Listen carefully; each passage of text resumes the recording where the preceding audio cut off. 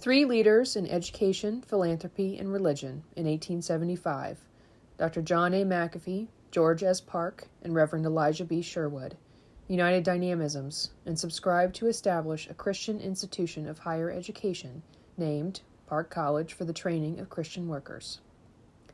A Presbyterian Church allied institution, Park College selected the motto Fides et Labor, faith and work, uniting students and graduates that were inured to hardship, acquainted and with sympathy with the people among whom they are to live and labor. One of these graduates was Eleanor Nellie Chesnut. She was born a twin on January 8, 1868, in Waterloo, Iowa. Chesnut was raised on Franklin Street, 5 blocks from the Cedar River, and in one of the lowest income neighborhoods in Waterloo. Chesnut's father abandoned the family following her birth. She was to be reared, along with her 2 older brothers and twin brother, by their single mother. The family struggled to survive, with her mother taking into the household washing and ironing as their sole source of income. By the time she was 4, her mother had passed away. A friend later said of Eleanor on this occasion, "In the center of a room that was already bare of furniture stood a tiny little girl. Her dark eyes seemed unusually big as they stared out into the emptiness around her. Too small yet to comprehend in the fact that her mother's death had left her alone in the world, she nevertheless felt the loneliness that was to be ever part of her life." For the next 9 years, Eleanor lived with her kind but poor neighbors, who shut her up in their tiny yard. Chesnut often peered through the pickets with her fierce black eyes and flying dark hair, with the suggestion of a caged wild beast. Chesnut's youth in Waterloo dreamed of school and her desire for an education. However, at the age of 12, her adopted parents felt she need not to go to school anymore, but should stay home and help with the work. She resisted the hopes of her adopted parents, and again was orphaned until 1880. At the age of 12, she was sent to Missouri to live with relatives. Their living conditions were even more meager, and the slender, quiet girl rebelled inwardly against the fate of ignorance and poverty that seemed to be her lot. School was her only comfort. Chesnut remained resolute to further her education, no matter the influences that surrounded her. Her awareness of Park College is lost to history, but in characteristic fashion, she wrote directly to Dr. McAfee, telling him her longings and difficulties. A reply from Dr. McAfee welcomed her to attend Park College. In the fall of 1884, Chesnut arrived and found an entirely new and congenial environment. However, her new surroundings and environment were meager. The lives of students were difficult, for they did not always have enough food or sufficient nourishment for their active lives, for they not only studied but did all the work at the institution. Chesnut, writing later in life, mentioned that many meals consisted of sweet potatoes and sorghum. Sometimes we even sat down to the table with only crackers and water, but prayed for food which was sure to come before the next meal. Chesnut engaged in the daily routines of study, activities, chapel, and work among her peers. She received some financial assistance from her eldest brother, while clothing was provided to her by Anna McAfee, wife of Dr. John McAfee. The reliance upon others was a charity which she could never receive in any spirit of gratitude, but which she accepted of necessity and with bitter resentment. During her senior year, Chesnut decided that her life calling was service to others through the practice of medicine and missionary work, saying sadly that no one needed her here. She petitioned the Board of Missions of the Northwest, and upon being accepted, was given the opportunity to further her education as a medical missionary at the Women's Hospital Medical College in Chicago. Chesnut graduated in 1888 and set out for her new placement. A posting in the September 15, 88 Park College Record mentions, Miss Nellie Chesnut, of the class of 88, is well settled in Chicago, pursuing her medical course. She writes of the pleasant manner in which she is received and treated. Chesnut's first year in Chicago was challenging in that she lived in an attic, cooked her own meals, and almost starved. Following her first year at the medical college, the Board of the Northwest sent Chesnut to the Illinois Training School for Nurses for additional medical training. Chesnut's classmate at the training school described her engagement with patients. She loved the poor and suffering, tender and untiring in her care, faithful to the last detail where essentials were concerned. She felt no sympathy for the rich, who lay in bed and let themselves be waited upon. Her own spirit was so indefatigable, even in illness, that she never could be anything but impatient with those who did not exert themselves to the utmost. Graduating from the training school in 1891, Chesnut resumed her full-time studies at the medical college. During the summers, she provided care for patients, like Dr. Oliver Wendell Holmes, as her source of revenue. Graduating from the Women's Medical College in 1893, Chesnut took an opportunity to assist a lead physician at the Sherborne Reformatory for Women in Framingham, Massachusetts. Simultaneously, she enrolled in a short course of study at the Moody Bible Institute in Chicago. The completion of Chesnut's education and medical service found her submitting an application to the Presbyterian Mission Board for an appointment, expressing, "I am willing to be sent to whatever location may be deemed the fittest." She received, on August 7, 1893, an appointment to the medical missionary assignment in South China. Approximately a year later, in the fall of 1894, Chesnut set sail from San Francisco to Hong Kong on board the steamship Oceanic. Reaching Hong Kong, Chesnut made her way to Canton and then inland to Sam Kong. Arriving in Sam Kong, she remarked, "The mission station consisted of one family, one self-supporting single woman, and one single man." Immediately upon arrival, Chesnut began the task of establishing a women's hospital, which was completed on June 1, 1896.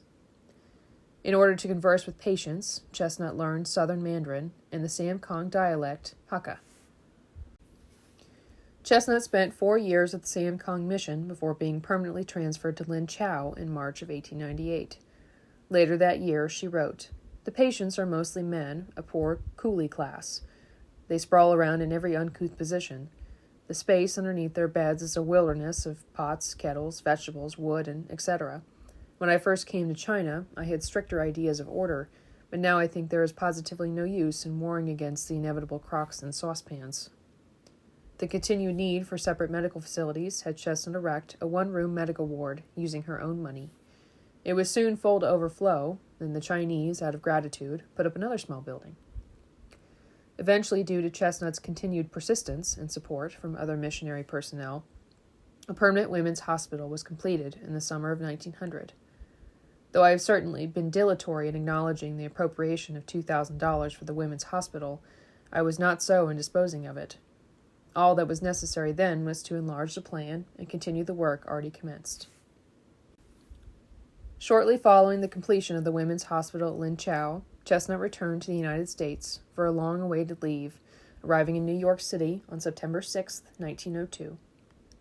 Chesnut, upon her return, visited family in Missouri and friends at Park College, but within weeks was on the lecture circuit. During her leave, an old friend gave her a personal gift to be used for purchasing a silk dress with ruching around the neck and tastefully puffed sleeves. The bodice and skirt were cleverly designed, fancifully decorated with ruffles. Chesnut may have reflected on the elegance of the dress due to her earlier experiences of having to borrow clothing from the donation bag for poor students while attending Park College. Chesnut's year-long furlough concluded on August 8, 1903, when she departed San Francisco. Her furlough provided opportunities to raise donations for a chapel at Lin Chau. Unfortunately, toward the conclusion of the chapel's construction, last mail from South China reported that Dr. Eleanor Chesnut was very ill with malarial fever. Writing during her recovery, she commented, "I never imagined that we would have such a pretty and commodious church. The seating capacity is 700. Returning to Lin Chau in the fall of 1903, Chesnut sent 2 letters to the board requesting construction of a boys' boarding school and an appeal for an additional doctor. The request for the school was denied, but on the evening of October 27, 1905, Dr. Edward C. and his wife, Ella Wood Mackle, returned to the mission from a 2-month absence. The return of the Mackles coincided with the closing events of the Chinese celebration of Tatane, All Souls' Day. Chinese officials had erected a mat shed on the mission property the year previous. At the time, village elders had agreed that it was the wrong location and promised that the error would never happen again. Finding the mat shed on the mission property in 1905, Dr. Mackle, around 9 o'clock, retrieved 3 of 6 small toy cannons and then took them back to the men's hospital. The retrieval of the cannons was a customary Chinese means of indicating that Dr. Mackle desired to confer. The elders arrived shortly when Dr. Mackle reminded them of their previous agreement. One elder commented, "This is our last day. In the afternoon we will have our great feast, and then we will take the shed down and not put it up again hereafter on the mission property." After the conference, a mob carrying weapons approached the elders. The elders informed the crowd that there was a resolution, but the group desired trouble. The mob attacked the hospital by throwing stones through the windows, smashing doors, removing anatomical and pathological specimens, and concluded in burning down the hospital. During the conversation between the elders and Dr. Mackle, Chesnut arrived on the scene. She decided to inform Chinese authorities and might have escaped forthcoming events, but returned to Dr. Mackle's residence, where the other missionaries had assembled. When local Chinese authorities arrived, they were unable to control the mob. Noticing the increased tension and that authorities could not dismiss the group, Chesnut and the others fled out of the residence's back door. Around noon, the missionaries sought refuge in a Buddhist temple, where they hid in a cave opening in the temple's back. Locating 4 of the 6 missionaries, the mob forced them out. The 4 initially were placed at the foot of a tree. Chesnut pleaded for the lives of a recently arrived couple. "If we have ever done you harm, kill us, but don't kill these new missionaries, for they have never done anything to you." Accounts describe that Chesnut was stripped and flung into the river, then speared with a pitchfork. An eyewitness described the scene. "I arrived at the temple just in time to see the mob bringing Dr. Chesnut down the temple steps to the foot of a very large tree. Some young fellows then went up to her and hit her with a piece of wood. 4 ruffians then dragged her from the tree and pushed her down the steep bank leading to the river and threw her into the water. Then one of the men jumped into the river and stabbed her, once in the neck, once in the breast, and once in the lower part of the abdomen." The Chinese government, following the massacre, established an official commission to investigate. The commission ultimately determined a number of causes: the finding of anatomical and pathological specimens in the hospital, anti-foreign feeling of the American boycott, purchase of land for the erection of foreign buildings, the local viceroys instituting a new form of lottery, the failure of authorities to arrest or punish individuals of the premise here, and the general antagonization against foreigners were all at play. The mission buildings destroyed were 2 residences, a reception hall, the church, and both hospitals. Women missionaries and their pioneering movements of evangelism and ecumenical spirit were an important part of Chinese missionary efforts. During her Park College memorial service, Chesnut was eulogized. She loved the loveless, she befriended the friendless, she sought out the lonely and gave them the companionship they longed for. Chesnut embodied in life and death her alma mater's motto of faith and labor. Students of the Canton Christian College wrote within weeks of the massacre, "This is a shame to our people, a shame to our race. It is a sad and melancholy spectacle to see our people become so degraded and debased mentally, for there is no excuse whatever for their savagery and brutality."